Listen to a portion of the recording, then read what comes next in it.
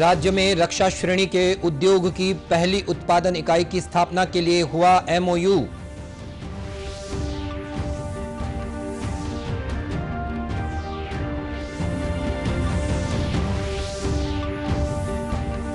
केंद्रीय पर्यावरण मंत्री ने राज्यों से कैंपा फंड की 80% राशि का इस्तेमाल वृक्षारोपण गतिविधियों पर खर्च करने का किया आग्रह।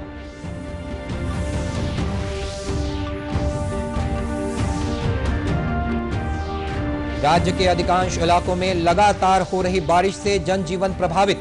बिलासपुर में सेना ने डूबते हुए युवक की बचाई जान।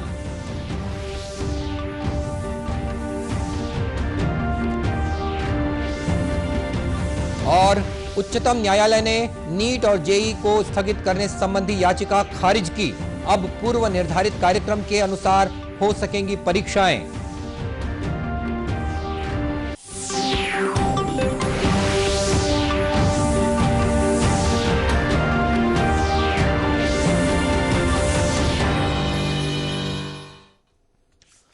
नमस्कार, आप देख रहे हैं दूरदर्शन समाचार। मैं हूं मनीष अहलूवालिया और अब समाचार विस्तार से। राज्य में रक्षा श्रेणी के उद्योग की पहली उत्पादन इकाई की स्थापना की जाएगी। ये इकाई दुर्ग जिले के बिरेभाट गांव में स्थापित होगी। इसके लिए आज रायपुर स्थित मुख्यमंत्री निवास पर आयोजित कार्यक्रम में मुख्यमंत्री भूपेश बघेल की उपस्थिति में समझौता पत्र पर हस्ताक्षर किए गए। राज्य सरकार के उद्योग विभाग और रक्षा उत्पादों की औद्योगिक इकाई स्थापित करने वाली कंपनी के बीच यह समझौता हुआ है। इस समझौते की स्थापना इस इकाई की स्थापना करीब 87 करोड़ रुपए की राशि से की जाएगी। इसके शुरू होने से राज्य में लगभग 150 व्यक्तियों को रोजगार मिलेगा। रक्षा श्रेणी की इस औद्योगिक इकाई में भारत सरकार की विभिन्न सशस्त्र सेनाओं जैसे थल सेना, बीएसएफ, सीआरपीएफ और राज्य सरकार के सशस्त्र बलों के लिए बुलेट प्रूफ जैकेट और हेलमेट का उत्पादन किया जाएगा। पहले चरण में इस इकाई से 1-1 लाख बुलेट प्रूफ जैकेट और हेलमेट का उत्पादन होगा। कंपनी के एमडी ने बताया है कि इस इकाई में आगामी नवंबर महीने से उत्पादन शुरू हो जाएगा। केंद्रीय पर्यावरण मंत्री प्रकाश जावड़ेकर ने राज्यों से वन बजट को बढ़ाने पर जोर दिया है। श्री जावड़ेकर ने आज छत्तीसगढ़ सहित सभी राज्यों और केंद्र शासित प्रदेशों के वन मंत्रियों, सचिवों और अन्य वरिष्ठ अधिकारियों के साथ वीडियो कॉन्फ्रेंसिंग के माध्यम से चर्चा की। उन्होंने शहरी वनों के निर्माण, जलाशयों को पुनर्जीवित करने और कृत्रिम तालाबों के निर्माण की आवश्यकता बताई। मूलतः 4 बिंदुओं पर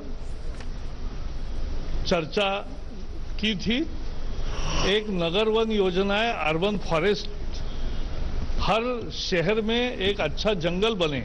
इस साल 1000 स्कूलों में छात्र पौधे लगाएंगे और ग्रो करके अपने घर में लेकर जाके या बाहर नजदीक वहां पेड़ लगाएंगे जहां जगह है।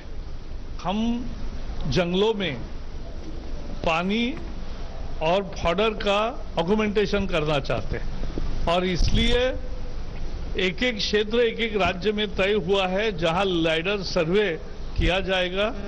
तो उसके आधार पर ही वेरी साइंटिफिक प्लानिंग करके इस बार काम होगा। अगले साल उसका उपयोग होगा। ऑल इंडिया में घूमने के लिए एक ट्रांजिट पोर्टल हमने तैयार किया है, उसका भी सभी राज्यों का सहभाग चाहिए और बाकी भी हमारे स्कीमों का रिव्यू हुआ।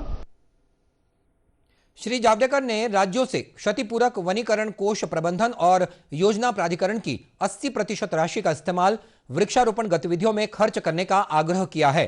इस वीडियो कॉन्फ्रेंसिंग में छत्तीसगढ़ के वन मंत्री मोहम्मद अकबर भी शामिल हुए। राज्य के अधिकांश इलाकों में बीते 2 दिनों से लगातार हो रही बारिश की वजह से जनजीवन अस्त व्यस्त हो गया है। नदी नाले उफान पर हैं और तटीय इलाकों में अलर्ट जारी कर दिया गया है। मिली जानकारी के मुताबिक बीते 24 घंटों से राज्य के दक्षिणी क्षेत्र में मूसलाधार बारिश हो रही है। इससे सड़क यातायात बाधित हुआ है और कई गांवों में पानी भरने की खबर मिली है। बीजापुर, सुकमा और बस्तर क्षेत्र के कई इलाकों में बाढ़ जैसे हालात बने हुए हैं। गोदावरी, मिंगचल और शबरी नदी का जलस्तर बढ़ा हुआ है। बीजापुर जिले में कई जगह वाहन पानी में फंस गए हैं। वहीं रिहायशी इलाकों में बचाव और राहत कार्य चलाया जा रहा है। प्रभावित लोगों को प्रशासन की ओर से सुरक्षित स्थानों पर ले जाने का काम भी जारी है। उधर बिलासपुर शहर में भी पानी भर चुका है। रिहायशी इलाकों और सड़कों में पानी भरने से लोगों को काफी परेशानी हुई और शहर की सभी मुख्य सड़कें पानी से लबालब हैं।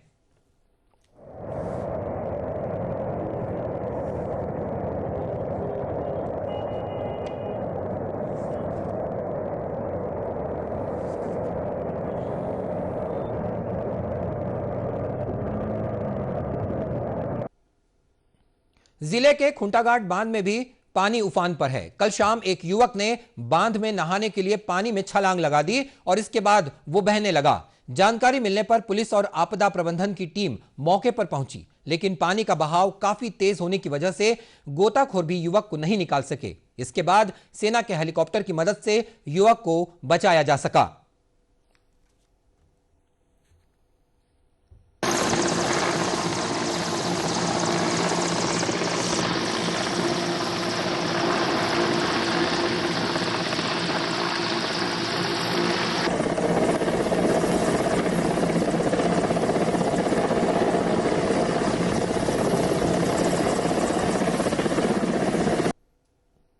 वहीं मौसम विभाग ने आगामी 24 घंटों के दौरान राज्य के मध्य और दक्षिणी क्षेत्रों में भारी बारिश होने की चेतावनी दी है। इस दौरान कुछ स्थानों पर आकाशीय बिजली भी गिर सकती है। राजधानी रायपुर, भिलाई, दुर्ग और राजनांदगांव सहित राज्य के कई इलाकों में आज भी रुक रुक कर बारिश होती रही। और इस बीच मुख्यमंत्री भूपेश बघेल ने राज्य के बाढ़ प्रभावित इलाकों में नुकसान का आकलन करने के निर्देश अधिकारियों को दे दिए हैं। मुख्यमंत्री ने प्रदेश के अधिकतर इलाकों में हो रही बारिश के मद्देनजर सभी जिला कलेक्टरों और पुलिस अधीक्षकों को सतर्क रहने को कहा है।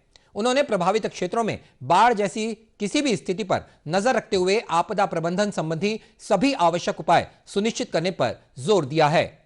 श्री बघेल ने कहा है कि बारिश से प्रभावित इलाकों में यदि कहीं कोई नुकसान हुआ है तो उसका जल्द से जल्द आकलन कराया जाए और प्रभावितों को तत्काल जरूरी मदद दी जाए। मुख्यमंत्री ने बाढ़ नियंत्रण कक्षों को सतर्क रहने और नदी नालों के पानी के स्तर पर नजर रखने के निर्देश भी दिए हैं। साथ ही मुख्यमंत्री ने बारिश के मौसम में पानी से होने वाली बीमारियों पर रोक लगाने के लिए संबंधित क्षेत्रों में जरूरी स्वास्थ्य सुविधाएं उपलब्ध कराने को कहा है। उन्होंने स्वास्थ्य केंद्रों में जरूरी दवाइयों की उपलब्धता सुनिश्चित करने के निर्देश भी अधिकारियों को दिए हैं। उच्चतम न्यायालय ने कोरोना संक्रमण को देखते हुए राष्ट्रीय पात्रता प्रवेश परीक्षा नीट और संयुक्त परीक्षा जेईई को स्थगित करने संबंधी याचिका आज खारिज कर दी। न्यायालय ने कहा कि छात्रों के भविष्य को बहुत समय तक अधर में लटकाए नहीं रखा जा सकता।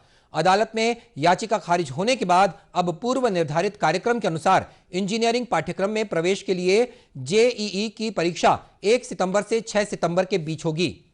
वहीं मेडिकल प्रवेश परीक्षा नीट का आयोजन 13 सितंबर को किया जाएगा। अदालत में न्यायमूर्ति अरुण मिश्रा, न्यायमूर्ति BR गवई और न्यायमूर्ति कृष्ण मुरारी की पीठ ने विभिन्न राज्यों के 11 उम्मीदवारों द्वारा इन प्रवेश परीक्षाओं को स्थगित करने संबंधी याचिकाओं पर सुनवाई की। न्यायालय ने कहा कि सभी सावधानियों का पालन करते हुए जीवन को आगे बढ़ाया जाना चाहिए। प्रधानमंत्री नरेंद्र मोदी इस महीने की 30 तारीख को आकाशवाणी से मन की बात कार्यक्रम में अपने विचार साझा करेंगे। यह इस मासिक रेडियो कार्यक्रम की 68वीं कड़ी होगी। श्री मोदी ने मन की बात कार्यक्रम के लिए लोगों से सुझाव और संदेश देने को कहा है। आम नागरिक 1800-11-7800 पर फोन करके अपना संदेश रिकॉर्ड करा सकते हैं। इसके अलावा नमो ऐप फोरम या MyGov पर भी आप अपने सुझाव और संदेश भेज सकते हैं। इसके अलावा 1922 पर मिस्ड कॉल देकर SMS पर मिले लिंक से भी आप सीधे सुझाव भेज सकते हैं। देश में कोरोना संक्रमित मरीजों की संख्या में लगातार बढ़ोतरी होने के साथ ही नमूनों की जांच में भी अब तेजी लाई जा रही है। कल एक ही दिन में 7,31,000 से अधिक नमूनों की जांच की गई। देश में कोरोना पॉजिटिव मामलों की संख्या 26,47,000 से अधिक हो चुकी है। केंद्रीय स्वास्थ्य मंत्रालय के अनुसार बीते 24 घंटों में करीब 58,000 नए मामलों का पता चला है। वहीं इस दौरान 941 लोगों की जान भी गई है। भारत में इस समय 6,76,000 से अधिक सक्रिय मामले हैं। इधर छत्तीसगढ़ में बीते 24 घंटों के दौरान 576 नए मरीज मिले हैं। स्वास्थ्य विभाग के मुताबिक यह आंकड़ा अब तक एक ही दिन में मिले मरीजों में सबसे अधिक है। बीते 24 घंटों में कोरोना वायरस के संक्रमण से प्रदेश में 8 लोगों की मौत भी हुई है, जबकि 189 मरीजों को स्वस्थ होने के बाद अस्पताल से डिस्चार्ज कर दिया गया है। राज्य में 5000 से अधिक सक्रिय मामले हैं। अब तक प्रदेश में हर दिन सबसे अधिक मरीज रायपुर में मिल रहे हैं। बीते 24 घंटों में राजधानी से कोरोना संक्रमित 246 नए मरीज मिले हैं। केंद्र सरकार की प्रधानमंत्री किसान सम्मान निधि योजना छत्तीसगढ़ में भी किसानों के लिए वरदान साबित हुई है। महासमुंद जिले में इस योजना के तहत करीब 1,67,000 किसानों ने अपना पंजीयन कराया है। योजना के तहत जिले के 1,11,000 से अधिक किसानों को पहली किश्त के तौर पर करीब 22 करोड़ रुपए का भुगतान किया जा चुका है। इस योजना की जमीनी हकीकत जानने के लिए हमारे संवाददाता महासमुंद जिले के लाफिन खुर्द गांव पहुंचे। स्थानीय किसानों ने बताया कि जरूरी दस्तावेज जमा करते ही योजना के तहत आसानी से उनका पंजीयन हो गया है और अब बैंक अकाउंट में पैसे भी आने लगे हैं। और जो इसका हम खेती किसान में उपयोग करते हैं वो हमारे लिए किसानों के लिए वरदान साबित हुआ है। समय पर जो 2000 रुपया आए हैं उसके लिए बीज वगैरह खरीदे। अभी जो आषाढ़ महीना चलता है धान बुआई के समय, उसी समय आया था, उसको धान वान बीज खरीदे के लिए उपयोग में लाए हैं। और 4 माह बाद फिर आएगा, उसके लिए दवाई वही सब बहुत वरदान साबित हुआ। जो प्रधानमंत्री जी ने हमको 2000 रुपया दिया है वो बहुत अच्छी योजना लागू किया है। पटवारी से मिले ग्राम पंचायत में आकर योजना का बताया वो पटवारी जी, तो अपना बीमा और आधार कार्ड खाता नंबर दर्ज कराया। ऑनलाइन प्रक्रिया से चालू और हम तब से हमको मिलना प्रारंभ हुआ। कोई ज़्यादा परेशानी नहीं हुआ, बहुत कारगर साबित हुआ जो प्रधानमंत्री का योजना है। किसानों का कहना है कि फसल लगाने के लिए अब उन्हें आर्थिक तंगी का सामना नहीं करना पड़ रहा है। मौलाना 8,000 रुपये मिल गए हैं, मतलब 4 बार करके। और हर समय ऐसे समय मिले हैं जिस समय अच्छा आवश्यकता रहते, जैसे कि खेती के रिपेयरिंग के भी काम जरूरत पड़ते, पैसा नहीं रहा है कभी, वह काम में सुविधा मिले है। और फसल कटवा था, बीज खाद तो बहुत समय मिले रही से, लेकिन फसल कटाई के समय भी थोड़ा बहुत लेबर मन ला देना थे, है नहीं। और रिपेयरिंग के काम है, ये सब मतलब ना अच्छा समय में जिस समय एकदम ज़्यादा ज़रूरत रहते। मेरे को क्या है 8,000 मिल गया है 4 किस्त में 2,000 के रूप में। और इस पैसे को मैं किसी में लगाया हूँ, दवाई, कीटनाशक, बीज, इससे मुझे बहुत लाभ हुआ है। प्रधानमंत्री किसान सम्मान निधि योजना के लिए जिले के नोडल अधिकारी और कृषि विभाग के उप संचालक चिरंजीवी सरकार ने बताया है कि लघु और सीमांत किसानों को आर्थिक मदद देना ही इस योजना का मुख्य उद्देश्य है।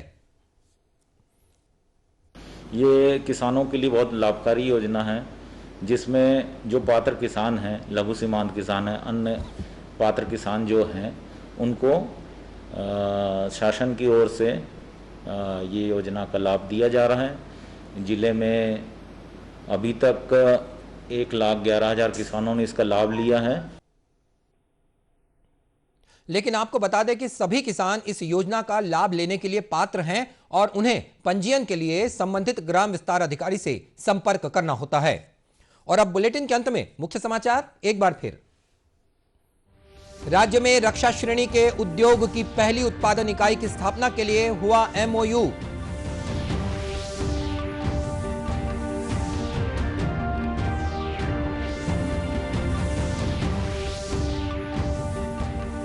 केंद्रीय पर्यावरण मंत्री ने राज्यों से कैंपा फंड की 80% राशि का इस्तेमाल वृक्षारोपण गतिविधियों पर खर्च करने का किया आग्रह।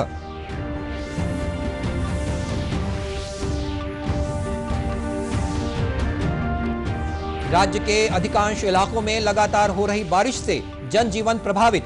बिलासपुर में सेना ने डूबते हुए युवक की बचाई जान।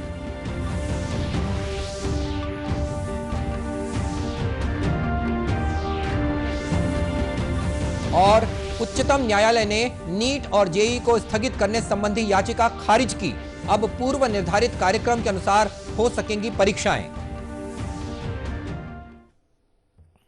और इसी के साथ ये समाचार बुलेटिन समाप्त हुआ। नमस्कार।